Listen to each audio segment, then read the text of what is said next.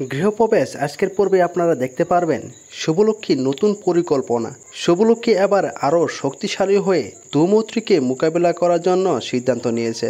সে এমন কৌশল ভাবছে যা ধূমত্রী ষড়যন্ত্র শেষ করতে পারে। অন্যদিকে দেখা গিয়েছে মোহনার মুখোমুখি নতুন চ্যালেঞ্জ।